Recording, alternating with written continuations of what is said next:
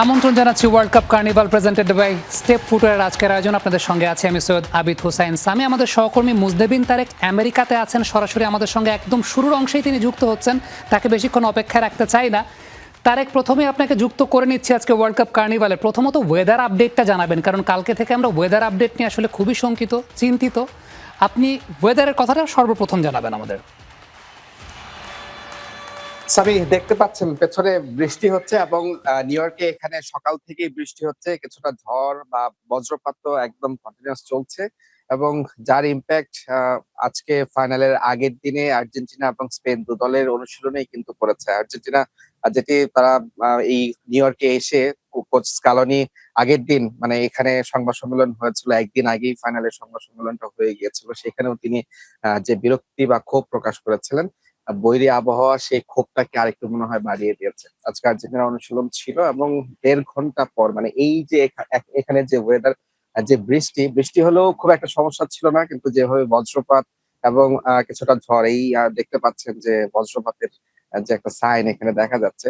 তো সেখানে ১.৫ ঘন্টা পর অনুশীলন শুরু করে অনুশীলনটা ভালোভাবে করতে না পারা, সব মিলিয়ে স্কালোনি ফাইনালের আগে যে একটা ফ্রেশ মাইন্ড নিয়ে তিনি ম্যাচটা খেলতে যাবেন, দলকে খেলাবেন, সেটি মনে হয় হচ্ছে না। একই অবস্থা স্পেনের, তারাও এই অবস্থার মধ্য দিয়ে যাচ্ছে। যদিও স্পেন একটা দিন বেশি সময় পেয়েছে, তারা প্রথম সেমিফাইনালটা খেলেছিল। তবে ডালাস থেকে তারা এখানে এসছে, আর্জেন্টিনার চেয়ে তারা ১ ঘন্টা বেশি ফ্লাই করেছে, মানে ১,০০০ কিলোমিটার বেশি দূর থেকে স্পেন আসছে।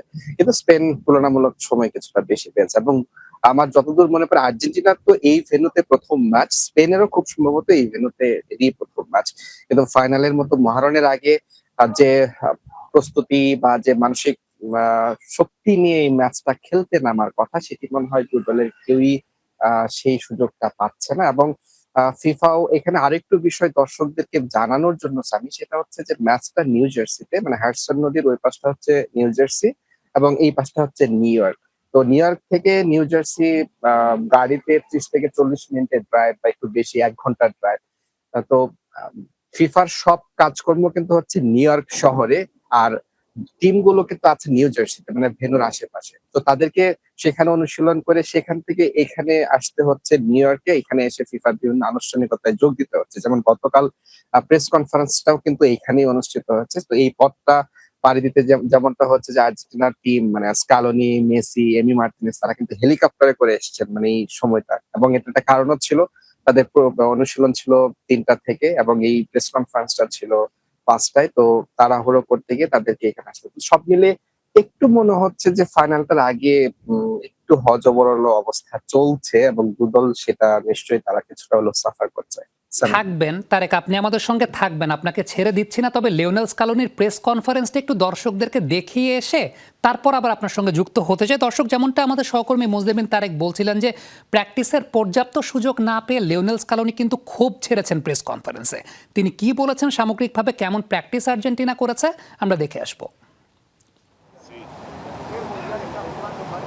ইংল্যান্ডের বিপক্ষে ঐতিহাসিক জয় উদযাপনের রেশ কাটতে না কাটতেই ফাইনালের ভেন্যু নিউ জার্সির বিমান ধরতে হয় আর্জেন্টিনাকে। বৈরী আবহাওয়ার কারণে আটলান্টা বিমানবন্দরে বিলম্ব শেষে বৃহস্পতিবার রাত 11:30টায় নিউ জার্সি পৌঁছায় বিশ্ব চ্যাম্পিয়নরা। পরদিন বিকেল ৩টায় অনুশীলন, যা একেবারেই মেনে নিতে পারেননি কোচ লিওনেল স্কালোনি। প্রথা ভেঙে ফাইনালের একদিন আগেই সংবাদ সম্মেলন, তাই তাড়াহুড়োর অনুশীলন শেষে মেসি, এমি মার্টিনেজকে নিয়ে হেলিকপ্টারে চড়তে হয়েছে স্কালোনিকে। কারণ একটাই, নিউ জার্সি থেকে নিউ ইয়র্ক সড়ক পথের ঝামেলা এড়ানো। ফিফা নির্ধারিত এমন সূচি নিয়ে সরাসরি অসন্তোষ প্রকাশ করেন স্কালোনি। আমরা এই মাত্র একটু বিশ্রামের সুযোগ পাচ্ছি, কারণ গতকাল রাত 11টার দিকে আমরা এখানে এসে পৌঁছেছি। আজ এমন একটা সময় আমাদের অনুশীলনে বাধ্য করা হয়েছে যা আমরা একদমই চাইনি, কিন্তু সংবাদ সম্মেলন আর এই সবকিছুর কারণে আমাদের একটা অদ্ভুত ও তাড়াহুড়ো করে অনুশীলন সারতে হয়েছে, যেখানে আমরা নতুন কোনো কিছু পরখ করে দেখার সময় পাইনি। বিশ্বকাপের এবারের আসরে ব্যস্ত সূচি নিয়ে এর আগেও বিরক্তি প্রকাশ করেছিলেন স্কালোনি। টানা ম্যাচের কারণে ফিটনেস জটিলতায় দলের বেশ কয়েকজন ফুটবলার মিলছে না রিকভারি সেশনের সুযোগ। ফাইনালে একাদশে পরিবর্তন আসবে কিনা এ নিয়েও ধোঁয়াশা রাখলেন আর্জেন্টাইন মাস্টারমাইন্ড। আপাতত আমরা পুরোপুরি বিশ্রামের দিকেই মনোযোগ দিচ্ছি এবং সেটার উপর ভিত্তি করে দেখব খেলোয়াড়রা কেমন বোধ করছে, কারণ বেশ কয়েকজন খেলোয়াড় পুরোপুরি ফিট বা শতভাগ সুস্থ নয়, তাই তাদের অবস্থা আমরা পর্যবেক্ষণ করব। আমরা আমাদের নিজেদের শক্তির কথা মাথায় রেখেই খেলি, তবে অবশ্যই প্রতিপক্ষের ভালো দিকগুলোর দিকেও আমাদের নজর থাকবে। বিশ্বকাপে এখন পর্যন্ত একবারই অপরিবর্তিত একাদশ নিয়ে খেলেছে আর্জেন্টিনা। ফিফার ব্যস্ত সূচি নিয়ে কোচ লিওনেল স্কালোনির রাগ করাটা বেশ যৌক্তিক। গত 15 বছরে বিশ্বকাপ সহ 21টি বড় আসরের 18টিতেই ফাইনালে হেরেছে সেই সব দল যারা প্রতিপক্ষের চেয়ে অনুশীলনের সময় কম পেয়েছে। যে 3টিতে অনুশীলনের কম সময় নিয়েও চ্যাম্পিয়ন হয়েছে তার মধ্যে একটিতে আছে আর্জেন্টিনা, সেটি 2021 সালে ব্রাজিলের বিপক্ষে কোপা আমেরিকার ফাইনালে। কম সময়ের অনুশীলন পেয়েও তারা কিন্তু চ্যাম্পিয়ন হয়েছিল। আর্জেন্টিনা চাইলে সেখান থেকে অনুপ্রেরণা নিতে পারে এবারের বিশ্বকাপ ফাইনালে। Mujrabin Tarek, Jamuna sports, New York, যুক্তরাষ্ট্র। তারেকের সঙ্গে যুক্ত হতে চাই সরাসরি, তিনি এবার আমাদের সঙ্গে আবারও যুক্ত হচ্ছেন। তারেক, একাদশে পরিবর্তনের জায়গাটা নিয়ে স্কালোনি আসলে ধোঁয়াশা রেখেছেন, বাট আপনার নলেজ আসলে কি বলছে? স্পেনের সঙ্গে খেলা, তাদের পজিশনাল ফুটবল ব্রেক করার জন্য আর্জেন্টিনা কেমন শেপে যেতে পারে? যেহেতু স্পেনের সাথে লড়াইটা সামি আপনি খেয়াল করে থাকবেন, স্পেন কিন্তু তারা একদম একটা স্মুথ জার্নি আমার কাছে মনে হচ্ছে যে ফাইনাল পর্যন্ত তারা সেমিফাইনালে সবচেয়ে টাফেস্ট প্রতিপক্ষ পেয়েছিল, কিন্তু সেইখানেও মনে হয় নাই যে ফ্রান্স খুব কঠিন একটা প্রতিপক্ষ ছিল তারা যেভাবে খেলেছে এখন পর্যন্ত। সেই হিসেব করলে বেলজিয়ামের বিপক্ষে হয়তো সবচেয়ে কঠিন ম্যাচটা খেলেছে স্পেন। এবং গ্রুপ পর্বে কেপ ভার্দের বিপক্ষে তারা ড্র করেছিল, এবং বাকি ম্যাচগুলো যদি মনে হচ্ছে যে আমার কাছে মনে হচ্ছে যে স্পেনের জার্নিটা এখন পর্যন্ত খুবই স্মুথ। কিন্তু আপনি যদি আর্জেন্টিনার হিসেব করেন, গ্রুপ পর্বে 3টা ম্যাচ বাদ দিলে এরপর প্রত্যেকটা ম্যাচ কিন্তু আর্জেন্টিনাকে পরীক্ষা দিতে হচ্ছে। আমার কাছে কেন জানি মনে হচ্ছে একটা অস্থিরতার মধ্য দিয়ে কিন্তু আর্জেন্টিনা টিমটা কিন্তু ফাইনাল পর্যন্ত এসছে। এখানে বারবার একাদশ পরিবর্তন, ফরমেশন করা, সবকিছু মিলে সেই ধকলটা কিন্তু এখনো আর্জেন্টিনা টিম থেকে যায়নি, যেটা মানসিক মানে অস্থিরতা বলেন বা এই সময়টা তারা যেভাবে একের পর এক ম্যাচ তারা ফেস করে এসছে। তো সেই জায়গাটায় স্পেনের বিপক্ষে আমার কাছে মনে হয় যে স্পেন কিছুটা এগিয়ে থাকবে, কিছুটা নির্ভর তারা। এবং যেহেতু আমার কাছে সবসময় মনে হচ্ছে যে এই খেলাটায় ফাইনালটায় স্পেন এবং আর্জেন্টিনা একটা মিডফিল্ডের শক্তিশালী একটা লড়াই হবে, এবং যে ওইটার দখলটা নিতে পারবে সে হয়তো এই ম্যাচটাকে এগিয়ে থাকবে। এবং আর্জেন্টিনা তারা যেহেতু তাদের ডিফেন্সে একটু দুর্বলতা আছে, এবং মলিনা, মন্টিয়েল এটা এখন পানির মতো পরিষ্কার, যেটা মানে ইংলিশ গণমাধ্যমে এটা আরো বেশি করে ফলো হওয়ার পর এবং গর্ডন সেই জায়গা দিয়ে গোলটা দেওয়ার পর এটা মনে হয় যে এখন সবচেয়ে ওপেন একটা, এবং এইটাও তো নিঃসন্দেহে মলিনা বা মন্টিয়েল যেই খেলুক তাদের জন্য এই রাইট ব্যাকটা মানে একটা অস্বস্তির কারণ, তারাও হয়তো এই জিনিসটা এখন একটা চাপের মধ্যে আছে।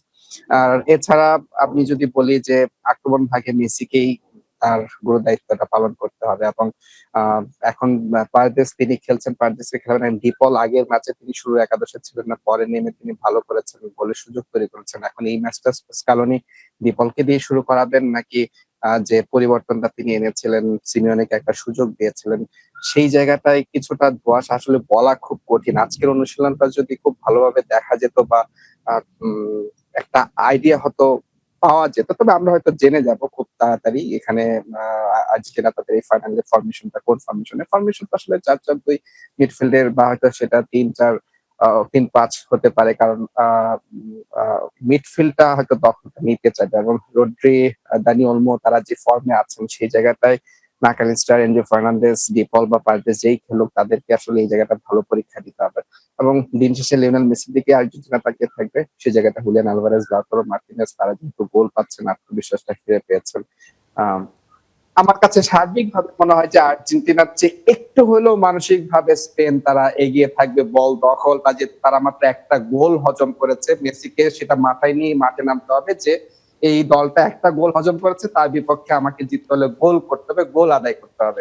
তারেক, থার্ড প্লেসের ম্যাচটা নিয়ে কথা বলতে চাই। আসলে এটার গুরুত্ব কতখানি? টমাস টুকেল বলেছেন যে তার দলের প্লেয়াররা আসলে খেলতেই চান না এই ম্যাচটা, ডেফিনেটলি তারা শিরোপা জয়ের জন্য এসেছিলেন।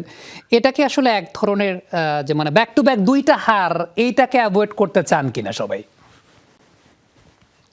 আমার তো মনে হয় সামি, এটা ফ্রান্স বা ইংল্যান্ডের জন্য একটা গুরুত্বহীন ম্যাচ অবশ্যই। আর সবচেয়ে বড় কথা হচ্ছে তারা শিরোপার দাবিদার ছিল, সেই জায়গা থেকে তাদের জন্য এই ম্যাচটা খেলাটা খুব একটা, কিন্তু আমার কাছে মনে হয় এই ম্যাচটা আসলে এমবাপ্পের জন্য গুরুত্বপূর্ণ ম্যাচ অবশ্যই হওয়া উচিত, কারণ এমবাপ্পের একটা ব্যক্তিগত অর্জনের জন্য এই ম্যাচটা গুরুত্বপূর্ণ। তিনি 8 গোল করে 3 অ্যাসিস্ট সহ মেসির চেয়ে পিছিয়ে আছেন শুধুমাত্র একটা অ্যাসিস্টে।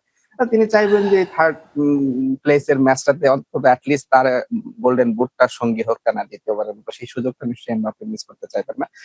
তবে ফ্রান্স হয়তো এটা মুখের কথা, বা ইংল্যান্ড, আমার কাছে সবসময় মনে হয় যে আপনি এখন এটা থার্ড প্লেস নাকি, লড়াইটা তো হবে ফ্রান্স এবং ইংল্যান্ড, এই দু দলের যে প্রতিদ্বন্দ্বিতা বা যে সম্মানের ইয়েটা হয় আমরা সবসময় দেখি, সেই জায়গাটায় তো কেউ কাউকে ছাড় দিবে না নিশ্চয়ই। দেশম তার শেষটা নিশ্চয়ই অ্যাটলিস্ট এখানে তো জয় দিয়ে তিনি করতে চাইবেন। এবং লাস্ট বিশ্বকাপে ইংল্যান্ডকে কিন্তু ফ্রান্স হারিয়েছিল কাতারে, আমার সেই ম্যাচটা কথা মনে আছে। খুব সম্ভবত 2-1 গোলে হেরেছিল ইংল্যান্ড। হ্যারি কেইন বেশ তার অশ্রুসিক্ত চোখে সেই ম্যাচটা শেষ করেছিলেন। ইংল্যান্ড তো এবার সেই প্রতিশোধ অবশ্যই নিতে চাইবে বিশ্বকাপের মঞ্চে, যেহেতু তারা একটা মানে তুখেলের ভুলে আমি বলবো যে আর্জেন্টিনার কাছে হেরেছে, পেনাল্টি দিয়েছে, ঠিক আছে। তবে এই তুখেলও নিশ্চয়ই এই ম্যাচটা দিয়ে, থার্ড প্লেসের এই ম্যাচটা দিয়ে তিনি তার যে ঘাটতি বা হয়তো হতে পারে এটা একটা হচ্ছে আহ বিশ্বকাপটা শেষ করার আগে শেষবারের মতো বলটাকে করা। তো ইংল্যান্ড ফ্রান্স এই লড়াইটাই সবচেয়ে বড় কথা, এবং দুদল তাদের একটা ঐতিহাসিক দ্বন্দ্ব আছে, পাশাপাশি দুই দেশ অনেক যুদ্ধ, এবং ফুটবল মাঠে যখন লড়াই হয় সেটাও অলমোস্ট যুদ্ধের পর্যায়ে থাকে। তো এখানে আসলে কেউ কাউকে ছাড় দেওয়ার সুযোগ নেই, এবং যেটা বললাম যে এমবাপ্পের জন্য একটা ব্যক্তিগত অর্জনের একটা ম্যাচ হতে পারে।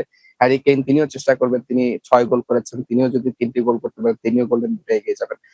সব মিলে আমার কাছে মনে হয় যে ইংল্যান্ড এবং ফ্রান্স, এই কারণে এই ম্যাচটা সবার দেখা উচিত এবং সবার দৃষ্টি থাকবে এই ম্যাচটার দিকে। এবং তুখেল এবং দেশম, দুই কোচের লড়াই, সেখানেও নিশ্চয়ই একটা দারুণ প্রতিদ্বন্দ্বিতা হচ্ছে। Thank you so much Tareq. আমাদের সঙ্গে একদম আমেরিকা থেকে সরাসরি মুজনেবিন তারেক আমাদের সহকর্মী যুক্ত ছিলেন। এবার আজকের দিনের অতিথিদের সঙ্গে যুক্ত হতে চাই।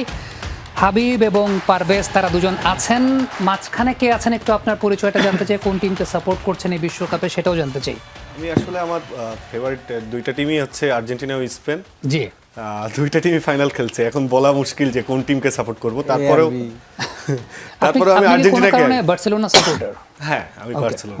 রিলেট করতে পেরেছি, আসলে রিলেট করা গেছে সেই জায়গাটাতে। ওকে, আপনার কাছে আমি আসছি, তার আগে একটু হাবিব ভাই আপনাকে দিয়ে শুরু করতে চাই। টমাস টুকেল এই ম্যাচটা খেলতে চান না, থার্ড প্লেসের ম্যাচটা, মানে এইটা কি কোনো আসলে অপ্রয়োজনীয় ট্রমা দেয় এরকম থার্ড প্লেসের ম্যাচগুলো, এই কারণে কি ব্যাপারটা এমন? আসলে কোনো একজন বলেছিলেন যে একটা দল যারা সেমিফাইনালের মতো একটা স্টেজে হেরেছে, তারপরে তারা আবার হারতে হবে এই দুই দলের মধ্য থেকে, মানে এক বিশ্বকাপে নকআউটে 2বার হারার মতো ব্যাপার। এবং এটারও রেজাল্ট হয়, মানে ফাইনাল একটা রেজাল্ট হয়, ড্র হলে এরকম না যে ভাগ করে দিয়ে দেয় না, আবার পেনাল্টি শুট আউটও হয়। সো ব্যাপারটা হচ্ছে এরকম যে আসলে আপনি যখন সেমিফাইনালে বাদ যাবেন, আপনার গোল যখন ঝরে গেছে, আপনার গোল তো ওয়ার্ল্ড কাপ, সেটা যখন শেষ, এরপরে আরেকটা এক্সট্রা ম্যাচ খেলা আসলে এটা মানসিক ট্রমার মতো, মানে এই ম্যাচটা খেলার ইচ্ছা নাই, জাস্ট মাঠে নামায় দাও। তো টুখেল যেটা খেলতে চান না, তার কাছে এটা অপ্রয়োজনীয় ম্যাচ বলে মনে হয়, ইভেন ইফ আমার কাছেও অপ্রয়োজনীয় ম্যাচ মনে হয়। ওকে, এই প্রয়োজনীয়তা অপ্রয়োজনীয়তার জায়গাটা আসলে ফিরবো। আর তার আগে আপনার কাছে কি মনে হয় আসলে যে এই ম্যাচ কি একটা বাড়তি ট্রমা দেয়, বিষয়টা কি এরকম?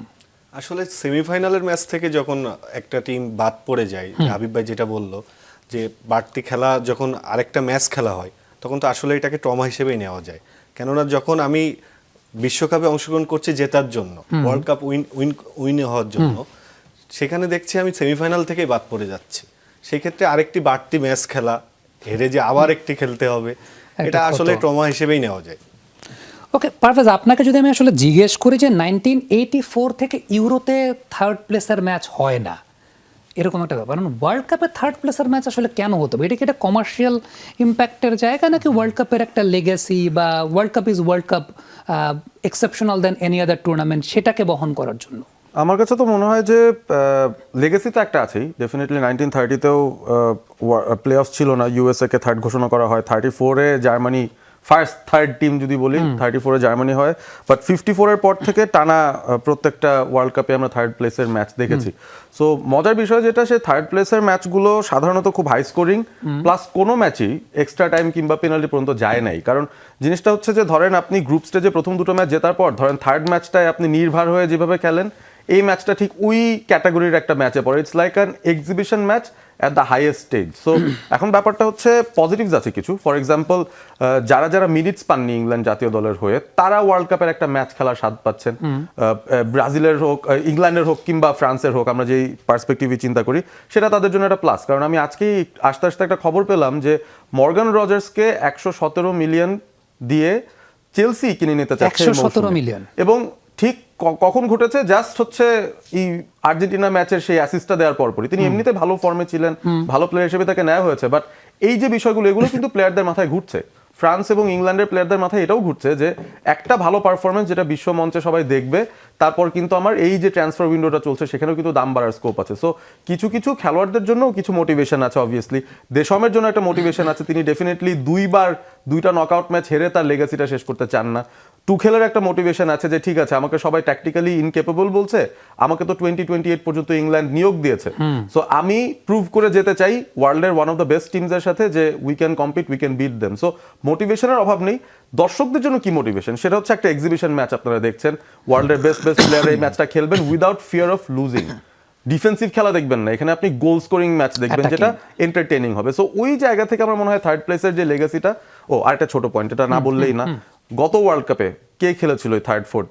মরক্কো এবং ক্রোয়েশিয়া। ওদের জন্য কিন্তু ইম্পর্টেন্ট থার্ড প্লেসের মেডেলটাও, তারা তাদের সবাইকে দেখাবে, বিকজ তারা তো আসলে চ্যাম্পিয়ন হতে মানে হওয়ার কন্টেনশনে নাই। It's more than what they expect. 1994-এ সুইডেন থার্ড হয়েছিল, আমার ওই ওয়ার্ল্ড কাপটা মনে আছে বলে। তারাও কিন্তু খুব প্রাউডলি থার্ড প্লেস মেডেলটা হাতে নিয়েছে, কারণ ব্রাজিল ইটালির সঙ্গে তারা পারবে না জানে, বাট থার্ড প্লেস তারা নিয়ে বের হয়েছে। সো এই বিষয়গুলো ওই দিক থেকে আমার কাছে মনে হয় যে সিগনিফিকেন্ট এবং ইম্পর্টেন্ট ক্ষেত্র বিশেষে। England, France former world champions, তাদের জন্য এটা একটা হরিবল সিচুয়েশন বটে, বাট কিছু প্লেয়ারদের জন্য ডেফিনেটলি মোটিভেশন আছে, কোচদের জন্য আছে। ওকে, দেশম এবং এমবাপের জন্য এই ম্যাচটি ইম্পর্টেন্ট কিনা? ফেয়ারওয়েল ম্যাচ অবশ্যই ইম্পর্টেন্ট। আসলে দেশমকে মানে দেশমের এই সাকসেসে এখানে দেখেন, এখানে তিনটা জিনিস হইতে পারে। আপনার 18 চ্যাম্পিয়ন, 22-এর রানার আপ এবং 26-এর অ্যাকচুয়ালি ব্রোঞ্জ। তো এখানে একটা পরিক্রমা হইতে পারে এবং এটা সাকসেসফুল ম্যানেজারিয়াল ক্যাম্পেইন হইতে পারে দেশমের জন্য। এবং উনি ওনার আইডিওলজিতে স্ট্রিক্ট থেকে ফ্রান্সকে আসলে ডমিনেটিং একটা এরায় নিয়ে আসছে, টু এন্ড অফ অ্যান এরা। এখান থেকে আসলে ফ্রান্সের একটা বড় কিছু পাওনা আছে, সেটা হচ্ছে ধরেন এই ম্যাচটা যদি ফ্রান্স কিছু ট্যাকটিক্যাল অ্যাডজাস্টমেন্ট করে যে ঠিক আছে আমরা একভাবে খেলে হেরেছি, so let's try something in different in midfield, আমরা মিডফিল্ডটা থেকে একটু নজর দিই।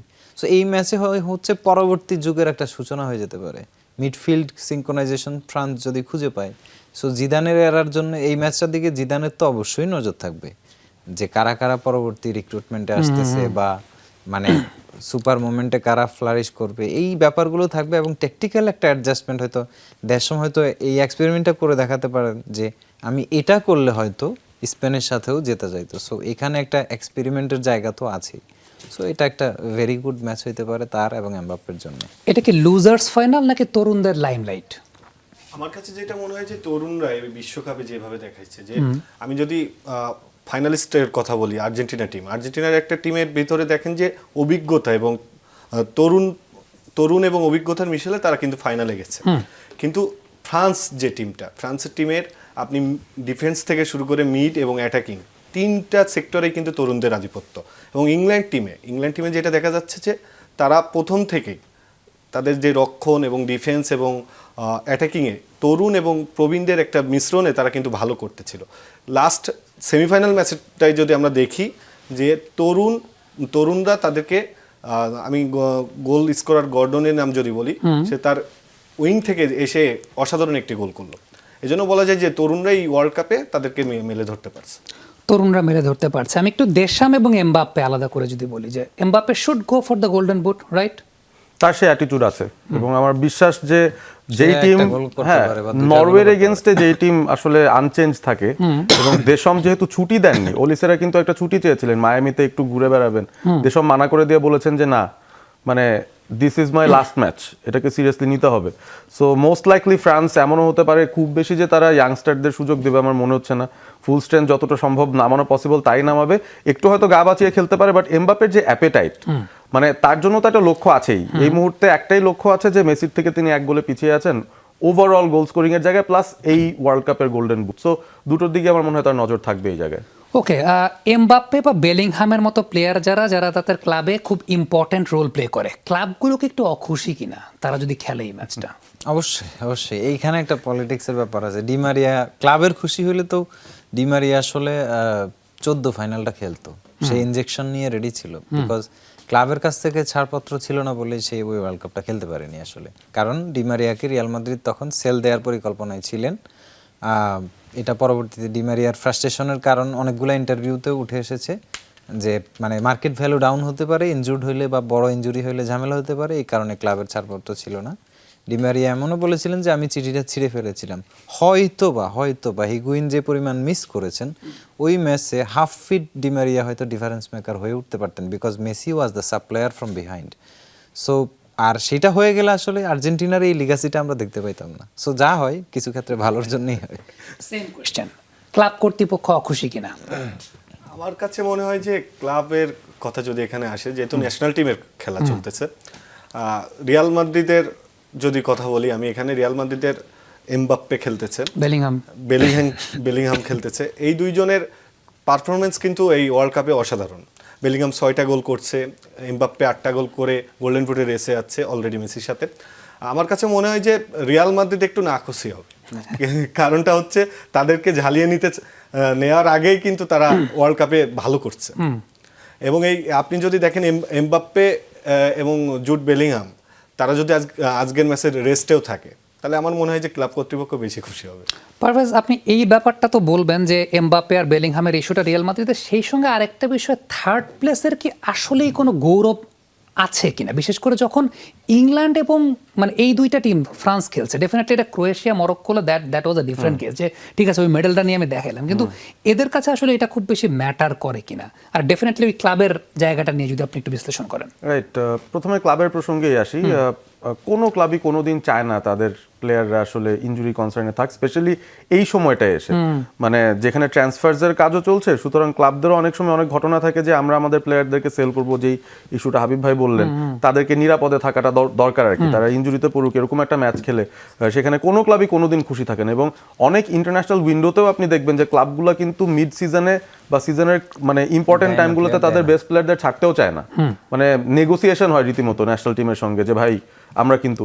সো ব্রাজিলও অনেক সময় দেখা গেছে লাস্ট কোয়ালিফিকেশনে তারাও কিন্তু তাদের অনেক ইম্পর্টেন্ট প্লেয়ারদের ইম্পর্টেন্ট ম্যাচের সময় ক্লাব ছাড়বে না বলে তারা পায়নি।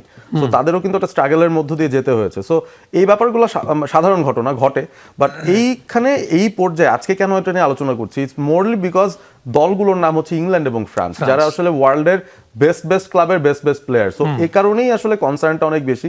কেউ যদি ইনজুর্ড হয়ে যান, হঠাৎ করে যদি কিছু হয়ে যায়, তাহলে কিন্তু বিশাল বড় একটা সমস্যা হয়ে যাবে, নট অনলি তাদের ক্লাব পারফরমেন্সের জন্য, তাদের সবকিছু মিলিয়ে একটা খারাপ অবস্থা, এবং দোষটা পুরোটা এই ম্যাচটার উপর যাবে যে ভাই এই ম্যাচটার কি দরকার ছিল। হ্যাঁ, এবং জোসে মরিনো বিরক্ত হচ্ছেন ডেফিনেটলি। মাত্র তিনি দলটার হাতে নিয়ে পেয়েছেন রিয়াল মাদ্রিদ দলটাকে, এবং এখন তিনি যদি দেখেন যে তার টিমের মেইন দুই প্লেয়ার তারা একে অপরকে ফেস করছে থার্ড প্লেসের জন্য, হ্যাঁ ওই মেডেলটার প্রসঙ্গে এখন একটা ছোট ইনজুরি কনসার্নও আছে, right, exactly. So dangerous situation হবে। সো এই বিষয়টা নিয়েই মূলত ক্লাবদের কনসার্ন থাকে যে তারা আসলে তাদের ইনজুর্ড প্লেয়ারদের ফিরে পেতে চান না। এবং আরো একটা মজার বিষয় কি, ক্লাবগুলো অনেক সময় চান মনে মনে তাদের মেন প্লেয়াররা আগে থেকেই বাদ হয়ে যাক ওয়ার্ল্ড কাপ থেকে, হলে যেটা হবে তারা 3 সপ্তাহের যে ম্যান্ডেটরি ছুটি তারা পান সেটা পাবেন, পেয়ে খুব জলদি প্রি সিজনে আসবেন, সেখানে অন্তত 2-3টা ম্যাচ টিমের সঙ্গে মূল লিগ শুরু হওয়ার আগে খেলতে পারবেন। সো যে যত ডিপ যায় তাদের কনসার্ন ক্লাবগুলো তত বিপদে থাকেন। সো এই বিষয়টা কিন্তু আমি মানে নোটিসই করেছি, এবং এই ব্যাপারটা এখানেও ঘটতে পারে। বাট দিন শেষে ওই যে থার্ড প্লেস মেডেল আমার মনে হয় ইংল্যান্ডের জন্য একটু হলেও প্রয়োজন। মানে তারা তো যতবার সেমিফাইনালে গিয়েছে, ওই যে 2018-এর সেমিফাইনালে গিয়েছিল সেখানেও তারা 4th হয়েছে। সো একটা থার্ড প্লেস মেডেল মেবি ইংল্যান্ডের কিছু প্লেয়ার পেয়ে খুশি হবে না, তো গর্ডন হয়তো পেয়ে খুশি হতে পারে। আমরা এই ম্যাচটা থেকে বেরিয়ে এসে একটু ফাইনাল ম্যাচটা নিয়ে আলোচনা করতে চাই। ফাইনাল ম্যাচটা অনেকে বলছে যে বার্সেলোনা ভার্সেস বার্সেলোনা, আবার অনেকে বলছে Barcelona versus Atletico Madrid. Parvez, আপনার থটটা কি? বার্সেলোনা ভার্সেস বার্সেলোনা বলার একটাই কারণ, আর্জেন্টিনা টিমে লিওনেল মেসি আছেন, এবং তার সঙ্গে বার্সেলোনার অন্তত 21শ শতাব্দীর যে লেগাসিটা সেটা অনেক বেশি ক্লোজলি রিলেটেড।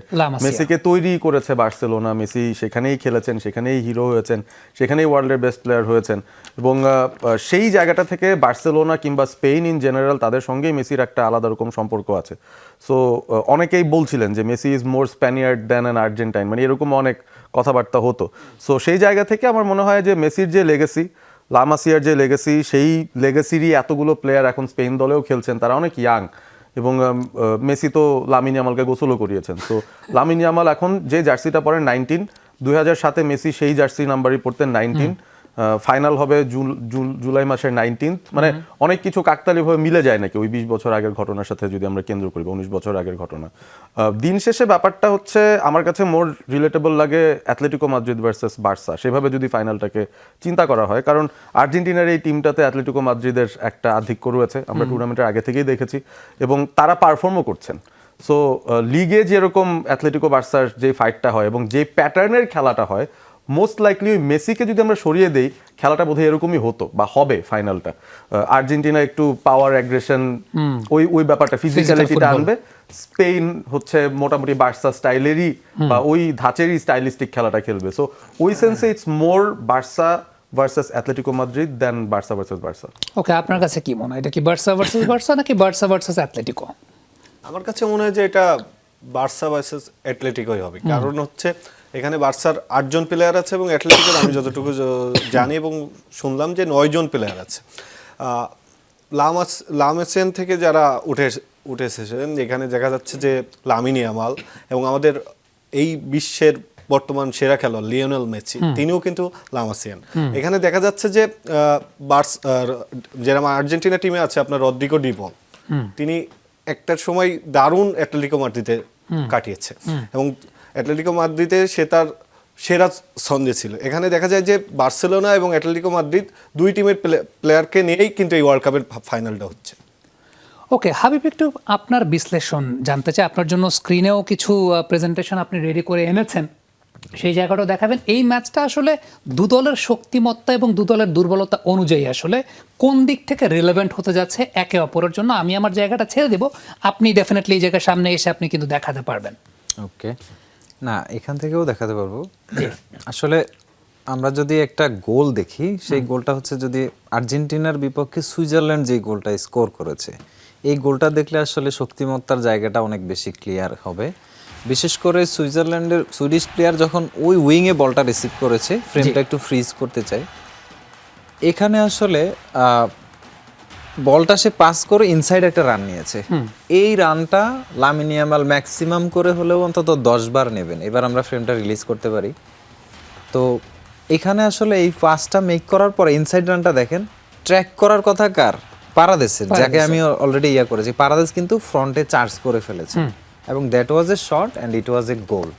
এবার আমরা স্পেন পর্তুগালকে যে এই গোলটা দিয়েছে, সেই গোলটা যদি দেখি, তাহলে এই গোলটার সাথে সিমিলারিটি আমি মানে আরো বেটার এক্সপ্লেন করতে পারবো। ওকে, স্পেন পর্তুগালকে যে গোলটা দিয়েছে, আমরা সেই গোলটা যদি একটু দেখি। মিকেল মেরিনোর গোল। হ্যাঁ, মিকেল মেরিনোর গোলটা। আসলে এই গোলটার সময়, এই গোলটার সময় একটা ফাউল হয়েছিল মিকেল মেরিনোর উপর। মেরিনো আসলে ফাউলটা রিসিভ করে, মানে রেফারি বাঁশি দেওয়ার পরপরই উঠে সাইড ওয়েজ একটা পাস দিয়েছেন ইয়াকে। না, এটা না, যেটা মিকেল মেরিনো, এটা ওই পাশ থেকে স্পেন অ্যাটাক করেছিল। এটা হচ্ছে একটা 3 টাচের অ্যাটাক ছিল। এটা পরবর্তীতে আসবে আমাদের। মিকেল মেরিনোর যে গোলটা ছিল সেটা হচ্ছে যখন সে, না এটা হচ্ছে পিচ ওভারলোড স্প্যানিশ স্টাইলটা। আমরা এটাই একবার বলি। এটা হচ্ছে ধরেন স্পেন কিন্তু পিচে ওভারলোড দিয়েছে, ওভারলোড দেওয়ার পরে রিকভারি হয়েছে, দানি ওলমো কিন্তু বিহাইন্ড দ্য লাইন একটা মুভমেন্ট নিয়ে অন্য একটা সাইডে সরে এসেছে, সেখান থেকে পাসটা রিসিভ করে জাস্ট 1টা 2টা 3 টাচ, এবং এখানে সে ওরিয়াজাবালকে 1-on-1 এগেইনস্ট দ্য গোলকিপার করছে। যদিও এটা ফিনিশ হয়নি এবং স্পেনের কিন্তু এই ফিনিশিং দুর্বলতা আছে। আমরা শুরু থেকে একটু চালাই, এই ফুটেজটা যদি একটু শুরু থেকে চালাই, বেটার বুঝতে পারবো। এখানে আসলে দেখেন মিডে একটা ওভারলোড আছে, একটু ফ্রেমটা ফ্রিজ করবেন প্লিজ। মিডে ওভারলোড আছে, ওভারলোডে স্পেন কিন্তু প্রথম যে ইমেজটা ছিল সেখানে 2 ভার্সেস 6 ছিল নিয়ারলি, মানে এই দুজনই আসলে খেলায় আছে, রাইট? হ্যাঁ, এই দুজনই খেলায় আছে, বাকিরা কিন্তু খেলায় নাই। এবং 2 ভার্সেস 6 এর একটা ওভারলোড থেকে স্পেন আসলে অ্যাকচুয়ালি বলটা বের করছে। যখন বের করছে, ফ্যাবিয়ান রুইস ওখানে বলটা রিসিভ করার জন্য রেডি। আর্জেন্টিনার এরকম সিমিলার একটা ওভারলোড থেকে মেসি বল বের করছিল আলমাদাকে, আলমাদা টেনে নিয়ে পরে সেটা মেসি ফিনিশ করছে।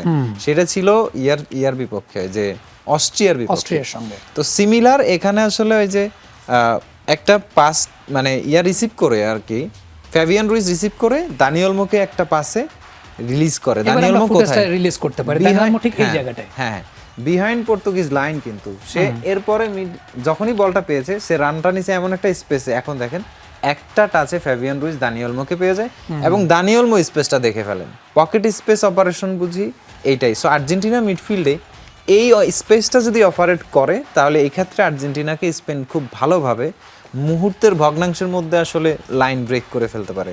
লাইন ব্রেকিংয়ে স্প্যানিশ টিমের চেয়ে বেটার কোনো টিম নাই। সো আপনার শেপে আপনাকে কম্প্যাক্টও হইতে হবে, আবার ফিজিক্যালি বল উইন করতে হবে। এখানে কিন্তু অলমোকে কেউ চার্জ করেনি পাসের আগে, তার মানে অলমো তার মার্কারকে ছিটকে দিয়েছেন, অলমোকে ম্যান মার্ক করতেই হবে, এটা একটা। আর একটা আমরা মিকেল মেরিনোর গোলটা যদি দেখাতে পারি, খুব সম্ভবত এই ফুটেজে লাস্টের দিকে আমাদের সাথে আছে প্রথম, হ্যাঁ এই প্রথম ফুটেজে আছে অ্যাকচুয়ালি এইখানে।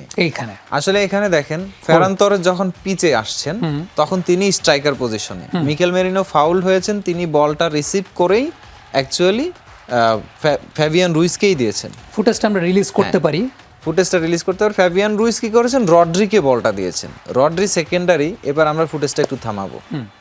রড্রি সেকেন্ডারি পাসটা যখন ফেরান তোরেসকে দেন, মিকেল মেরিনো তখন ফেরান তোরেসের পজিশনটা নিয়ে নিয়েছেন। এখন এখানে সবচেয়ে ডিফেন্সিভ মিস্টেক বা কমিটমেন্ট যেটা হয়েছে দেখেন, হ্যাঁ এই যে ডিফেন্ডারটা, পর্তুগালের ডিফেন্ডার, সে কি করেছে, তার পজিশনটা মানে ডিফেন্সিভ লাইনটা ঠিক না করে ফেরান তোরেসকে চার্জ করতে গেছে বল উইনের জন্য। যদি এটা না করতো তাহলে ফেরান তোরেস ব্যাক পাস দিত, কারণ তার সে অত ভালো ড্রিবলার না যে তাকে পার করে চলে যাবে। এটা একটা ব্যাক পাস হতে পারতো, অথবা মিকেল মেরিনোকে পাস দিলেও মিকেল মেরিনো অতখানি মানে ড্রিবলার না যে লাইন ব্রেক করে বের হয়ে যাবে। যখনই সে লাইন ছেড়ে বেরিয়ে এসে ফেরান তোরেসকে চার্জ করেছেন, ফেরান তোরেস তার পেছনের স্পেসটা দেখেছেন যেখানে মেরিনো অলরেডি রান মেক করে ফেলেছেন। আমরা ওই স্পেসটা অলরেডি মার্ক করা আছে, আমরা যদি এটা রিলিজ করি তাহলে দেখতে পাবো যে মিকেল মেরিনো অলরেডি রিলিজড হয়ে গেছেন। এখন এই এত বড় স্পেসে 1-on-1 যদি মিকেল মেরিনো থাকে, দ্যাটস এ গোল। এবং সিমিলার মিস্টেক পারাদেস তার সামনের পাসারকে কমিট করতে যায় পিছনে জায়গা দিয়েছেন। এখানে মিকেল মেরিনো এসেছেন, কিন্তু ওই সিনে আসবে Lamine Yamal. So anyone can arrive. Argentina ডিফেন্ডারদেরকে ফোকাসড থাকতে হবে তাদের ম্যানের প্রতি। আর আর্জেন্টিনার স্ট্রেংথটা যদি আমরা দেখি, সেক্ষেত্রে আমরা দেখতে পারি ওই যে গোলটা মেসির একটা পর্তুগালের একটা ক্রস ছিল, খুব সম্ভবত পর্তুগালের একটা ক্রস ছিল। আমরা যদি ওই জায়গাটা যাই যে পর্তুগাল একটা অ্যাটাক করেছেন একদম লাস্ট মোমেন্টে, সেটা ছিল ইয়ার দিক থেকে, বাট ফিনিশ করতে পারেনি, ডান দিক থেকে একটা ক্রস ছিল পর্তুগালের। আর্জেন্টিনা ঠিক এইভাবে আসবে থ্রু মেসি, অনেকগুলো এরিয়াল থ্রেট এভাবে আসবে। এবং এরিয়াল থ্রেটে এটাও একটা, আর্জেন্টিনা কর্নার থেকে দেখেন ম্যাকালিস্টার এখানে হেডেড গাইড করেছেন বলটা। এখন ম্যাকালিস্টার যখন হেডেড গাইডটা করেছেন, এটা তো ওই গোলটা মনে হয় এটা যেটা আর্জেন্টিনা খেয়েছিল, যেটা সেটা।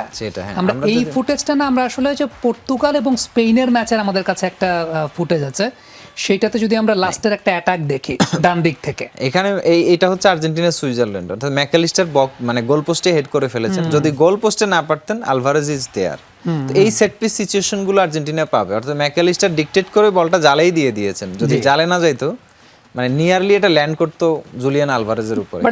আমরা যদি ফুটেজটা নাও পাই, আমি যদি আপনাকে ওই জায়গাটা জিজ্ঞেস করি, ধরেন না পর্তুগালের সঙ্গে ওই দিন যে ঘটনাটা ছিল, কেউ যদি রিলেট করতে পারেন, পর্তুগাল স্পেন ম্যাচে ডান দিক থেকে পর্তুগালের একটা অ্যাটাক ছিল, কুকুরিয়া সেই জায়গাটাতে আলটিমেটলি চার্জ করতে এসেছিলেন, ক্রস হয়েছিল, কিন্তু সেই ক্রসটার পটেনশিয়ালিটি আদায় করতে পারেনি। ক্লিপটাতে আমরা পাবো, স্পেনের যে ফার্স্ট ক্লিপটা ছিল সেটাতে পাবো। এটাতে হচ্ছে মেসি ঠিক এইভাবে এই ওয়ার্ল্ড কাপে না হলে অন্তত 4টা গোল 5টা গোল স্কোর করেছেন। আর্জেন্টিনার সিমিলার 4-5টা গোল ছিল, এবং ইংল্যান্ডের বিপক্ষে সেম সিচুয়েশন থেকে পিকফোর্ডেরই সেভ আছে 3টা, ক্রস করছিলেন যখন এবং মেসি, ম্যাকালিস্টারের হেড এবং ডেঞ্জারাস হেড, যেটা স্কোর হওয়ার মতো। আসলে এই সুইচ অফ প্লেটা অ্যাকচুয়ালি এখানে দেখেন সুইচ অফ প্লে হয়েছে। এখানে এই জায়গাটাতে আসলে ওর জায়গায় আসবে মেসি। হোল্ড, এই জায়গাটা আমরা একটু হোল্ড করব ফুটেজটা, এই জায়গায় মেসি আরেক ফ্রেম পিছে হোল্ড করলে বেটার হবে, রাইট। মেসি ইংল্যান্ডের বিপক্ষে এখান থেকে আসলে বডি ফেইন্ট করে নিয়ার পোস্টে দিয়েছেন। এখানে আসলে মানে ফার পোস্টে একটু কার্লার করা এইদিকে, কিন্তু মেসি উল্টা সাইড থেকেও দিয়েছেন, কিন্তু যেটা ইংল্যান্ডের বিপক্ষে গোল হয়। সিমিলার কেস, সিমিলার দুইজন ফুলব্যাক কিন্তু কমিট করেছেন মানে ক্রসটাকে। এখানে একটা জায়গায় দেখেন এমটি, জি একটা স্পেস নিয়ার পোস্টে এমটি। আর্জেন্টিনার নিয়ার পোস্টে বডি থাকে, এবং আর্জেন্টিনার ফার পোস্টে বডি থাকে।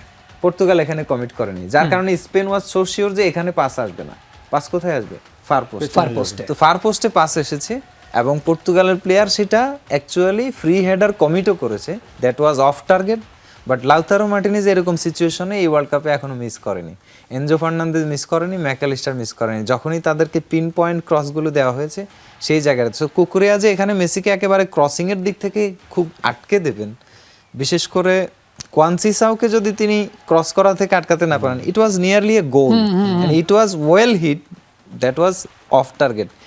এই পাঁচটার হিটের পেছনেই ছিল ক্রিস্টিয়ানো রোনালদো বেসিক্যালি, এবং could have been a goal যদি রোনালদোর হেডে আসলে অ্যারাইভ হইতে পারতো, কারণ রোনালদো আরেকটু লম্বা এবং সামনে আর কোনো স্প্যানিশ ডিফেন্ডারও নাই বেসিক্যালি। সো অফ টার্গেট হওয়াতে শটটা বাইরে চলে গেছে। বেসিক্যালি আর্জেন্টিনা এই সিচুয়েশনগুলো থেকে, বিশেষ করে এরিয়াল ক্রস এবং সেট পিস, এই সিচুয়েশনগুলোতে স্পেনের জন্য অবশ্যই ডেডলি তো থাকছেই, এখান থেকে যে কোনো সময় লিডও নিতে পারে। আবার ধরেন যখন ওই যে প্রেসি সিস্টেমের যে খেলা 80 মিনিটের পর যেটা উঠে, সেখানে আর্জেন্টিনার সেট মানে এই এরিয়াল সেটগুলোর জন্য অনেক বেশি ক্যালকুলেটিভ। স্পেন হিট করবে পকেট স্পেসে, যেটা আমরা শুরুতেই দেখাইছি, স্পেন হিট করবে উইং এবং ক্রস বেসড, এবং অনেক ক্ষেত্রে কেপ ভার্দের ম্যাচটা যদি স্টাডি করে Argentina, they will definitely know how to stop Spanish crosses. আর গোলকিপিং পারফরমেন্সটা এমিলিয়ানো মার্টিনেজের একটুখানি যদি আসে, তাহলে 90 মিনিটস পর্যন্ত স্পেনকে নিউট্রিলাইজ করা সম্ভব, এবং কাউন্টার হিটের ক্ষেত্রে ট্রানজিশনাল অ্যাটাক হিটিংয়ে আর্জেন্টিনার পক্ষে সেটা সম্ভব। এই কারণে আমার এই ম্যাচটাতে মানে আমি এই ম্যাচটা আসলে আর ওভার অ্যানালাইজ করতে চাই না, এতটুকু বলবো যে ওয়ার্ল্ড চ্যাম্পিয়নদের আসলে খুব ভালো চান্সেস আছে যে এরকম ট্যাকটিক্যাল সেটআপের স্পেনকে হারানোর। ওকে, আমি পারভেজ আপনার কাছে যদি আসি যে হাবিব ভাই যে ব্যাপারটা বিশ্লেষণ করলেন, এইটাকে যদি আমি বেস ধরি, আপনি আর্জেন্টিনার এই লাইন আপে আসলে কোন কোন প্লেয়ারের ভূমিকাটা অনেক বেশি দেখতে পাচ্ছেন? আমার প্রথম কোয়েশ্চেন যেটা থাকবে সেটা হচ্ছে যে সিমিওনেকে আবারও স্টার্ট করবেন কিনা, এটা হচ্ছে নাম্বার 1 কোয়েশ্চেন। নাম্বার 2 সেটা হচ্ছে যে অলমোকে আটকানোর কথাটা বলা হচ্ছে, কিংবা রদ্রি যে পটেনশিয়ালের খেলা খেলেন, তাকে আমরা প্রায় দেখি 2 সেন্টার ব্যাকের মাঝখানে চলে এসে দেন অ্যাটাকটা ইনিশিয়েট করার চেষ্টা করেন, ওই পাশে দেখা যায় লাপোর্তে বল ক্যারি করেন, কুকুরিয়া পুরোপুরি ফাঁকা থেকে যান। সো এই পুরো ফিচার চিন্তা করলে আর্জেন্টিনার আসলে কোন কোন প্লেয়ার ভাইটাল? মেসিকে বাদ দিলাম একদিকে, আর কোন কোন প্লেয়ার ভাইটাল হবেন? আমার তো মনে হয় সব প্লেয়াররাই ভাইটাল এখানে, মানে কাউকে পার্টিকুলারলি ওভাবে আমি পয়েন্ট করব না, বাট সিমিওনের কথা যেহেতু মেনশন করেছেন, তাকে দিয়ে শুরু করতে পারি। মোস্ট লাইকলি সে খেলবেন, কারণ না হলে তো আসলে বার্সা অ্যাথলেটিকো মাদ্রিদ ব্যাপারটা হয় না, মানে হি রিপ্রেজেন্টস অ্যাথলেটিকো মাদ্রিদ মোর দেন এনিওয়ান এলস, আমার কাছে তাই মনে হয়। এবং ট্যাকটিক্যালিও সেটা আসলে ফিজিবল দরকার। You need a fast outlet in the wide position, and Simeone যেই উইং থেকে অপারেট করবেন বা তিনি যদি রাইট সাইড থেকে ডিপ্লয়েড হন, সেই জায়গাতে আসলে কুকুরে ওভারল্যাপ করে আসেন বা আন্ডারল্যাপ করেন, সো তার সঙ্গে একটা কোলিশন পাথ মিট করতে পারে তার। বাট যেই জিনিসটা আমার কাছে মনে হয় যে আর্জেন্টিনার যদি মিডফিল্ডটা চিন্তা করি, তারাও কিন্তু জায়গা কনজেস্ট করতে পারবে, তারাও একটা কম্প্যাক্ট স্ট্রাকচারে থাকতে পারবে। বাট মেইন জিনিসটা হচ্ছে আর্জেন্টিনার কিছু কিছু পর্যায়ে অফ দ্য বল তাদের ল্যাক অফ ফোকাস অনেক সময় তাদেরকে ভুগিয়েছে এই টুর্নামেন্টে। অন দ্য বল আমার মনে হয় না খুব একটা ফ্লজ আছে এই আর্জেন্টিনা টিমটা, মানে যে 11 আছে they are all so good and so structured. On the ball তারা খুবই এফিশিয়েন্ট, অফ দ্য বলেই আমার কাছে মনে হয় একটা প্রবলেম, যেটা আসলে স্পেন এক্সপ্লয়েট করতে চায়। হাবিব ভাই তো একটা এক্সাম্পল দেখিয়েছেন of how Spain ব্রেকস those lines, মানে যেভাবে ভাঙতে পারে। কিন্তু আরেকটা জিনিস হচ্ছে স্পেন খুব হাই রিস্ক হাই রিওয়ার্ড ধরনের ফুটবলও খেলেছে। এগেইনস্ট ফ্রান্স তারা কিন্তু খুব রিস্কি একটা মুভ নিয়েছিল, খুবই high line, extremely high line, সিমনের উপর অনেক বেশি dependent to sweep those balls. So এই ধরনের ঘটনা যদি ঘটাতে চায়, অনেকে বলছেন আর্জেন্টিনা নাকি পেস নাই to beat that high press. I don't agree with that. Julian Alvarez আছেন, গিলিয়ানো সিমিওনি যদি থাকেন খুব ভালো। পেস না থাকলেও যেটা হবে, Lionel Messi is so good at perfectly timing that pass, রানের টাইমিং এর সঙ্গে তিনি যেভাবে পাসটা ছাড়বেন, Spain defenders won't have any idea কি হচ্ছে। সো এই টাইপের মানে হাই রিস্ক মুভটা মনে হয় না স্পেন করবে, এবং সেটা আমার মনে হয় তখন আর্জেন্টিনার সুবিধাই হবে ওই দিক থেকে, যদি তারা এই হাই প্রেসটা না করে। কারণ হাই প্রেস করাতেই কিন্তু স্পেনের ওই 3টা লেয়ার এত কাছাকাছি থাকার কারণে all their players are in close proximity, তারা কিন্তু তাদের মুভমেন্ট করতে পারে। স্বাভাবিক খেলাটা স্পেনকে না খেলতে দিলে আর্জেন্টিনার এই টিমটা with whatever they have at the moment on the ball খুব ভালো পোটেনশিয়াল রাখে। সো অফ দ্য বল ফোকাসের ঘাটতির জায়গাটা যদি আর্জেন্টিনা কাভার আপ করতে পারে, এই ম্যাচটা তাদের জন্য খুব বেশি দুর্বোধ্য কিছু না। একটা ছোট্ট বিরতির পর খুব গুরুত্বপূর্ণ আরেকটা বিষয় নিয়ে কথা বলতে চাই, সেটা হচ্ছে দুই টিমের রিজার্ভ বেঞ্চটা আসলে কেমন। দুই টিমের রিজার্ভ বেঞ্চ কিংবা সুপার সাব নিয়ে কথা বলতে চাই আমরা। মানে একদম কমন প্যাটার্ন, স্পেনে মিকেল মেরিনো 2টা গোল করেছেন সুপার সাব হয়ে। আর্জেন্টিনাতে আমরা গতদিনও দেখলাম যে সুপার সাব হয়ে অনেকেই নেমেছেন, সেই জায়গাটা দীপলকে আবার নামানো হয়েছে, এর আগের দিন আলমাদা নেমেছিলেন। সো কালকের ম্যাচে আসলে সুপার সাব কারা ইম্প্যাক্ট ফেলতে যাচ্ছেন? স্পেনের সাবস্টিটিউশনগুলো আমরা এক প্রকার মুখস্থ জানি যে বেঞ্চ থেকে কে আসবে। পেদ্রি যদি স্টার্ট না করে তাহলে বেঞ্চ থেকে আসতেছে, এবং পেদ্রি আসার পরে খেলাটা স্লো করে দেয়। এটা আর্জেন্টিনার জন্য একটু সুবিধাই, মানে স্লো করলে আসলে। আর হচ্ছে ধরেন মিকেল মেরিনো যখন আসে, তিনি ফেরান তোরেসের সাথে জুটি বেঁধে আসেন, একই সাথে আসেন। এটার একটা কারণ আছে আমার কাছে মনে হয়, এরা পজিশনাল ইন্টারচেঞ্জ করে। মিকেল মেরিনো গোল পাওয়ার কারণ হচ্ছে মানুষ অপোনেন্ট ফেরান তোরেসকে স্ট্রাইকার হিসেবে মার্ক করে, কিন্তু ফেরান তোরেসের পেছনের রানটা Mikel Merino shadow run. Yes. তো এই জায়গাটা থেকে আসলে আমার কাছে মনে, কারণ মানে যখন বেলজিয়ামের বলটা লুজ হয়েছে, ওই বলটা মিস করার মানে ওই বলটা মিট করার কথা আসলে ফেরান তোরেসের। He was little bit deep. Ferran Torres একটু ডিপে ফলস নাইনে চলে আসেন, খেয়াল করেন। এটার কারণে একটা ট্র্যাকিং এর জন্য একটা ব্যাক স্পেস তৈরি হয়, ওই স্পেসটাই অ্যাকচুয়ালি মিকেল মেরিনো অ্যাটাক করেন। সো আমি মনে করি যে আর্জেন্টিনা এই ব্যাপারে ওয়েল অ্যাওয়ার্ড থাকবে, কারণ স্কালোনিরা অনেক ভালো গেম রিড করে আসলে। এখানে পাবলো আইমার, তারপরে পেছনে অ্যানালিস্ট মাতিয়াস মান্নারা সহ এই জিনিসগুলো অবশ্যই ভালো রিড করেন। এবং দেলা ফুয়েন্তে যেহেতু স্কালোনির টিচার ছিলেন, তো গুরু মারার অভ্যাস কিন্তু স্কালোনির আছে আসলে। তো এই জায়গাটা থেকে আমি বলতে পারি যে গুরু কি কি চাল চালতে পারেন এটা শিষ্যের একটা ইয়াতে থাকবে, আর শিষ্যে কি কি চাল চালতে পারে এটা গুরুরও আইডিয়া থাকবে। বাট এই দুই আইডিওলজির মাঝখানে ডিফারেন্সটাই আসবে আসলে মেসির কাছ থেকে, যে আনপ্রেডিক্টেবল কোনো কিছু। মেসি অ্যাজ ওয়েল অ্যাজ ইয়ামালের দিক থেকেও আসলে আসতে পারে। ইয়ামাল এই ওয়ার্ল্ড কাপে এখনো ইয়ামাল সূচক একটা ম্যাচও দেয়নি, নট ইভেন ফ্রান্স ম্যাচটাও। যে পেনাল্টিটা উইন হয়েছে এটা ভাগ্যের পেনাল্টি, আসলে টেকনিক্যাল চালাকি থেকে আসছে, বাট এটা খেলে আসছে যে ব্যাপারটা ওরকম না। তো আরেকটা ব্যাপার হচ্ছে ইম্প্যাক্ট সাবের ক্ষেত্রে যেই গুরুত্বপূর্ণ পয়েন্ট, সেটা হচ্ছে আর্জেন্টিনার কোনো নির্দিষ্ট ইম্প্যাক্ট সাব নাই। আর্জেন্টিনার একটা ইম্প্যাক্ট সাব হচ্ছে একেবারে রেগুলারলি পারফর্মার, মানে এ নামলে গোল হচ্ছে, সেটা হচ্ছে লাউতারো মার্টিনেজ, মানে ভেরি মাচ ইম্প্যাক্টফুল সাব আসলে। এরপরে হচ্ছে ধরেন আমি মনে করি যে ফাইনালে এরকম কোনো মোমেন্ট হয়তো আসতে পারে আর্জেন্টিনা সেট পিসে আরেকটু সুবিধার জন্য ওটামেন্ডির জায়গায় হয়তো সেনেসিকেও নিয়ে আসতে পারে, লম্বা হাইট সেনেসি, এবং ওই যে এটাকে কি বলে হোসে ম্যানুয়েলা লোপেজ, ওই স্ট্রাইকার। তো এই কাজটা তখন করবে যখন আসলে যদি খেলাটা 115 মিনিট পার হয়ে যায়, স্পেন একটুখানি টায়ার্ড তো হবেই, এবং ধরেন ইয়াং প্লেয়াররা যতই হোক, হিউমিড কন্ডিশন, আর্জেন্টিনা কিন্তু এনার্জি রিজার্ভ করে করে খেলে। ওই সময়গুলোতে আর্জেন্টিনা একটা গিয়ার আপ করে, যেটা আমরা একবারে পুরো ওয়ার্ল্ড কাপে সাক্ষী হয়েছি। তো ওই সময়ে যদি এরকম লম্বা প্লেয়ার সহ মেসির পিন পয়েন্ট ক্রস একের পর এক যাইতে পারে, এই স্প্যানিশ টিমের এই ওয়ার্ল্ড কাপে পারভেজ ভাই বলেছিলেন একটাই উইকনেস, সেটা হলো সেট পিসে গোল দেয়া এবং সেট পিস ডিফেন্ড করা। তো এই জায়গাটা থেকে ধরেন পাও কুবার্সি এবং লাপোর্ত কতটুকু সেই জায়গায় ইম্প্যাক্ট রাখবেন, এবং ধরেন ওকে এই জায়গাটা আমাকে একটু পারভেজ ভাইকে সময় দিতে হচ্ছে, কারণ সময়টা বাকি আছে আর আসলে 2 মিনিট। পারভেজ ভাই আপনি অ্যাড করতে চান কিনা আসলে ইম্প্যাক্ট সাব হাবিব ভাই কাউকে মিস করে গেছেন কিনা সেই জায়গাটায়, স্পেশালি আর্জেন্টিনা টিমটা যদি বলি? হ্যাঁ, না মিস করে যাননি, বাট আমার কাছে যেটা মনে হয় যে দুই টিমই আসলে একজন আরেকজনকে জবাব দেওয়ার মতো বেসড অন পারফরমেন্স তাদের ইম্প্যাক্ট সাব আছে, এবং দুই দলেরই ইম্প্যাক্ট সাবরা পারফর্ম করেছেন, এবং সেই জায়গা থেকে তারা দুই টিমই ভাবতে পারে যে আমাদের স্কোয়াড কিন্তু ডিপ এনাফ।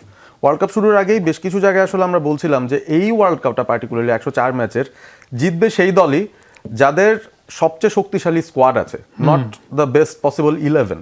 সো স্কোয়াডের যে ইম্প্যাক্ট, আমরা আর্জেন্টিনার বেশ কিছু উইনিং গোল তাদের সুপার সাব থেকে এসেছে, স্পেনের তো আরো বেশি বলবো, মিকেল মেরিনোর যে দুটা গোল ছিল সেই দুইটাই ছিল তাদের উইনিং গোল। এই জায়গা থেকে দুই টিমই কনফিডেন্ট থাকবে তাদের বেঞ্চের ওপর, বাট স্পেনের বেঞ্চে আমি বলবো যে অ্যাটাকিং ভ্যারিয়েশনের কম স্কোপ আছে। আর্জেন্টিনা যেরকম চাইলেই হাইট নিয়ে আসতে পারে, ম্যানুয়েল লোপেজকে নিয়ে আসতে পারছে, ইভেন ডিফেন্সে ওটামেন্ডিকে এনে তাকেও একটা ফল স্ট্রাইকার খেলাতে পারবে, বাট স্পেনের কিন্তু বর্জা ইগলিয়াসিয়াস ছাড়া ওরকম হাই প্রোফাইলের হাইটওয়ালা কেউ নাই, এবং এই কারণেই তাদের ওই পাথটাই আসলে কেটে যায়, মানে তারা ওই প্রসেসে যেতেই পারে না, এটা তাদের একটা বড় লিমিটেশন আমার মনে হয়। সো আমরা যদি বেঞ্চ স্ট্রেংথও চিন্তা করি, Argentina have the bench strength to cover those other bases as well. So ওই সেন্সে কম্পারেটিভলি আমি আর্জেন্টিনার বেঞ্চটাকে আরো স্ট্রঙ্গার দেখি বেসড অন এই ওয়ার্ল্ড কাপের পারফরমেন্স। ওকে, আর্জেন্টিনার বেসটাকে দুজনই আসলে স্ট্রঙ্গার দেখছেন। আপনি কি এখানে কোনো অ্যাড করতে চান কিনা? আপনার কাছে কি মনে হয় যে কার বেঞ্চ স্ট্রেংথ সবচেয়ে বেশি? আমার কাছে মনে হয় যে এখানে আর্জেন্টিনা, যেরকম ভাই বললো যে আর্জেন্টিনা এগিয়ে থাকবে।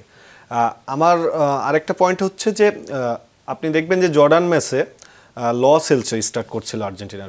ল সেলসো কিন্তু দারুণ একটি খেলা দিন উপহার দিয়েছে এবং ল সেলসোর মেসির জায়গায় যখন ল সেলসো স্টার্টিং করলো, তার যে পারফরমেন্স এই ফাইনাল ম্যাচেও কিন্তু বেঞ্চ থেকে সে এসে একই পারফরমেন্স করে দেখাতে পারে।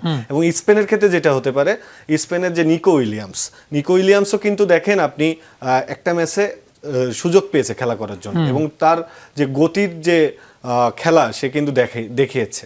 এবং দেখা যায় যে স্পেন এবং আর্জেন্টিনার মধ্যে যে দুইটা টিম ফাইনালে উঠছে, মানে স্পেন এবং আর্জেন্টিনা, এই দুই টিমেই কিন্তু আপনার গতি এবং যে পজিশন ধরে যে খেলার যে এই দুইটা কিন্তু সাইড বেঞ্চ থেকে মূলত এসেছে। আমাদের সময়ের 30 সেকেন্ড বাকি আছে। হাবিব ভাই, রাতের যে খেলাটা আজকে, যেটা আমরা ধরছি যে অনর্থক খেলা, কিন্তু আমার প্রডিউসার পরশ ভাইয়ের কাছে এটা খুব গুরুত্বপূর্ণ একটা খেলা। তিনি এটার স্কোর লাইন প্রেডিকশন জানতে চাচ্ছেন। 3-2 ফ্রান্স, আই থিঙ্ক। 3-2 ফ্রান্স। ওকে, আপনার? 2-1 2 ফ্রান্স 1 ইংল্যান্ড। ওকে, আপনি? 4-3 ফ্রান্স। 4-3। হ্যাঁ। আমাদের প্রডিউসার কিছু বলবেন, আপনার কোনো প্রেডিকশন আছে? তাহলে সেটাও দর্শকদেরকে জানিয়ে দিব। কোনো কিছু নাই? ওকে, ওনার কোনো কিছু নাই, বাট উনি এই ম্যাচ নিয়ে খুব কিউরিয়াস। উনি 3টা বাজে এই খেলা দেখবেন। 4-3 এমবাপ্পে হ্যাটট্রিক করে দিক। ওকে, এমবাপ্পে হ্যাটট্রিক করে দিলে তখন তো মানে তখন গোল্ডেন বুটের খেলা নিয়ে আরেক কাহিনী চলে যাবে। এনিওয়েজ, আমরা আজকে আপাতত এখানে শেষ করছি। আগামীকাল দ্য গ্র্যান্ড ফিনালে, ওয়ার্ল্ড কাপের সেই গ্র্যান্ড ফিনালের আরও ট্যাকটিক্যাল অ্যানালাইসিস নিয়ে আমরা ফিরতে চাই world cup carnival presented by Step ফুটওয়্যারের এই আয়োজনে। আজকে এখান থেকে বিদায় নিচ্ছি, আগামীকাল আবার আপনাদের সঙ্গে দেখা হবে।